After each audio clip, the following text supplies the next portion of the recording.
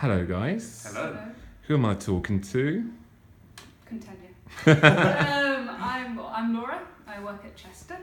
Been working here for the last 6 months, and I've been learning Spanish for about 2 years now. And I'm Sam. I've been in Spain for 6 months now. I started at Chester with Laura, and I've been speaking Spanish properly for about a year now. Mm-hmm. Good, guys. So I'm going to ask you a couple of questions, all right? So, in your experience, which is the most difficult thing about speaking another language? What do you think? I've forgotten. The most difficult thing? Well, the beginning stages, when you don't understand anything. Yep. And basically, even just starting to use the past simple, I felt was impossible, and like I'd never start to use Just avoid anything it apart from the present, my daily routine. There's only so much you can talk about that. Mm-hmm. I think, yeah, the most difficult part was starting to use, telling stories that were actually interesting for other people instead of just the bare basics. And also like getting over that original, that kind of shyness you had in the beginning, because obviously you haven't got the level of vocabulary that you want to express yourself in, you haven't got too much fluency, and you need people who are speaking to you in that language to be very, very patient, which is kind of frustrating. Yes. So that's really interesting. How did you do that, Sam? To get the fluency, Yeah. I think the most important thing is that you've got to have a clear goal as to why you're learning a language. Is it professional reasons? Is it for a hobby? Why are you doing it? And have that kind of at the forefront of your mind all the time. But also it's just being not afraid to make mistakes. I think to get fluency, you just got to speak as much as possible. And I think when you start learning a new language, the thing you're really worried about is looking kind of, being embarrassed or looking a bit stupid. And when you get over that and just speak, I think that's when you get more confidence, basically. Do you agree, Laura? I do. I'd say, I think it depends because our objectives constantly change. So at the beginning, I think I wanted to, pass loads of exams, but as I've kind of lived here and talked to more people, it's more about enjoying getting to know people, and then through them kind of you pick up their language, whether it be lots of slang and things like that. So by joining a team, I was in a choir initially, and I didn't understand a word apart from the word dono, for example, and it was pretty horrible. But then after we went for a drink, and people, especially Spanish people, tend to be quite like, oh my gosh, you speak a bit of our language in the first place.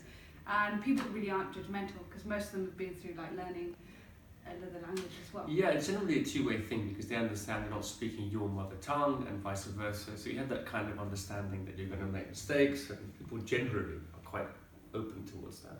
Thank you, guys. So you've spoken about facing difficulties, having problems speaking another language. Which strategies did you find helpful? Asking people to repeat things, I think that's very, very important. Like, don't be shy for this sake. Can you speak a bit slowly, a bit more slowly? Can you repeat something? It shouldn't be something you're embarrassed about because obviously you're speaking a language which you're not fully comfortable in. Yeah, and people genuinely are quite good at reformulating questions, even stupid things like in my basketball team, they give me an instruction like, make sure you do that. I'm like, literally no idea what you just told me to do. And people generally are quite good at simplifying language. Yeah. So I think just be honest, and they completely understand. Really. Good, guys. And what advice would you give someone who is making a lot of mistakes when they are speaking?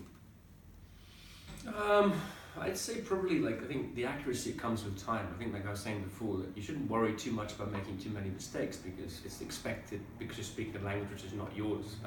I think don't let it bother you too much. I think just try and get a simple meaning across in a different sentence or a different context.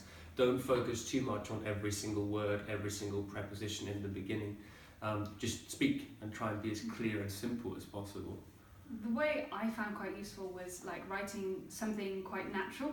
So if you're writing a diary every day, or even starting your own private blog in English and finding ways to be corrected, whether it be online or from your teacher or a friend. It's really easy. There's so many gurus here. People correcting. I mean, it's a bit awkward in the beginning, but ask for correction too. If it's something you think will help you, just ask someone, can you correct the mistakes I'm making? But don't focus too much on it because then you'll lose that confidence and then you'll get into a shell and then you won't speak as much. And what about people who want to improve their language range when they're speaking? I think one of the mistakes that I made in the beginning was that you kind of put subtitles on a video clip or you listen to music with translations, but you have to really engage with it on a deeper level. So you've got to actually make notes as well. There's one thing listening, but are you actually taking in the information? I think make some notes, any vocabulary you come across you really don't know which you think would be useful. I think it's not just a case of listening and watching, you actually have to absorb the information on a deeper level. Yeah. Would you agree, Same Laura? with reading too, I think. About widening your range, I think Speaking. Okay, so we always use the same and the easiest expressions, like the lowest level you can kind of use.